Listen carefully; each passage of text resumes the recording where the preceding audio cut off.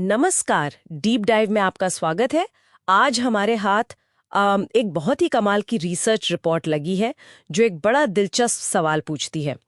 क्या रामायण का कोई पात्र आज के छात्रों के लिए रोल मॉडल हो सकता है, खास तौर पे जब वो डिजिटल भटकाव और मानसिक दबाव से जूझ रहे हों? और ये रिपोर्ट हनुमान जी के चरित्र को सिर्फ भक्ति के नजरिए से नहीं देखती, बल्कि एक मनोवैज्ञानिक केस स्टडी की तरह देखती है। पता है इस रिपोर्ट की सबसे मजेदार बात क्या है? ये हनुमान जी को एक प्रोटोकॉल की तरह देखती है, एक ऐसा सिस्टम जिसे कोई भी छात्र अपनी दिमागी ताकत को बढ़ाने के लिए अपना सकता है। बिल्कुल। रिपोर्ट कहती है कि उनकी सफलता 3 स्तंभों पर टिकी है: विद्यावान, गुणी और अति चातुर। सुनने में तो ये पुराने शब्द लगते हैं, पर मुझे लगता है कि आज के दौर में भी ये उतने ही जरूरी हैं, है ना? तो चलिए सबसे पहले विद्यावान को समझते हैं, मतलब सीखने की कला। हाँ, और रिपोर्ट में सूर्यदेव से सीखने वाला जो किस्सा है वो इसका सबसे अच्छा उदाहरण है। हनुमान जी ने सूर्यदेव को गुरु तो चुन लिया, पर एक मुश्किल थी। मुश्किल ये थी कि सूर्यदेव एक जगह रुक नहीं सकते थे। तो उन्होंने क्या किया? उन्होंने शिकायत तो नहीं की होगी? बिल्कुल नहीं। और यही तो कमाल की बात है, उन्होंने अपनी सीखने की शैली को ही गुरु के हिसाब से बदल दिया। रिपोर्ट इसे बैकवर्ड लर्निंग कहती है। वो सूर्य की तरफ मुंह करके उल्टी दिशा में उड़ते हुए ज्ञान लेने लगे। इसे कहते हैं सक्रिय अनुकूलन, एक्टिव एडेप्टेशन।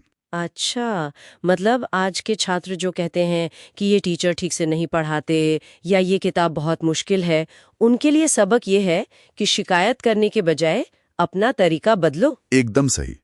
स्रोत को बदलने की मांग मत करो, अपने प्रयास को दोगुना करो। तो सीखने का तरीका तो समझ आ गया, जो कि खुद को ढालने के बारे में है। लेकिन असली परीक्षा तो तब होती है जब आप अपने लक्ष्य की ओर बढ़ते हैं। रिपोर्ट में सुंदरकांड का जिक्र इसी संदर्भ में, सही? हाँ, सुंदरकांड छात्रों के लिए एक बेहतरीन रूपक है। समुद्र पार करना ये किसी बड़े एंट्रेंस एग्जाम को क्रैक करने जैसा है। और रास्ते में 3 बड़ी मनोवैज्ञानिक बाधाएं आती हैं। पहली कौन सी? पहला है मैनाक पर्वत, जो आराम और टाल मटोल का प्रतीक है। प्रोक्रेस्टिनेशन। हनुमान ने उसे सम्मान से छुआ और आगे बढ़ गए। ब्रेक जरूरी है, पर उसमें अटकना नहीं है। बिल्कुल। दूसरा है सुरसा, जो अहंकार की लड़ाई या किसी कठोर सिस्टम का प्रतीक है। हनुमान ने उससे लड़ने के बजाय अति लघु रूप लिया और चतुराई से निकल गए। यानी हर लड़ाई जीतने के लिए नहीं होती, कुछ को बस पार करना होता है। और तीसरी बाधा? तीसरी है सिंहिका। ये ईर्ष्या और नकारात्मकता का प्रतीक है। और यहाँ हनुमान का रवैया बिल्कुल अलग था। उन्होंने मैनाक को छुआ, सुरसा को छला, लेकिन सिंहिका का वध कर दिया। संदेश साफ है, नकारात्मकता से कोई समझौता नहीं। सही बात है। और जब सब कुछ दांव पर लगा हो, तब फैसले कैसे लिए जाते हैं? संजीवनी बूटी वाला किस्सा दिमाग में आता है। वहां तो उनके पास पूरी जानकारी भी नहीं थी। बिल्कुल, और यही इसे अनिश्चितता में निर्णय लेने का एक क्लासिक मामला बनाता है।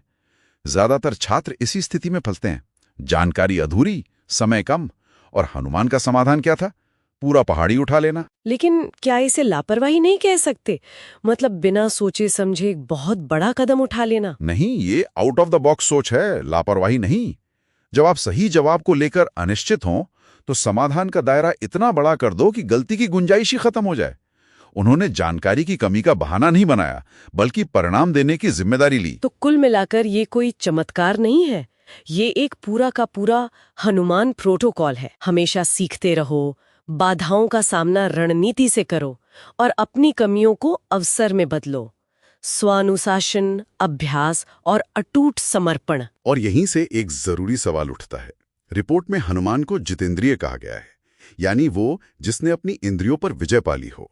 आज के डिजिटल युग में जब सोशल मीडिया और स्मार्टफोन हमारा ध्यान खींचने के लिए ही बने हैं, तब एक छात्र के लिए जितेंद्रिय होने का असली मतलब क्या है और अपने लक्ष्य तक पहुंचने के लिए आज उन्हें किस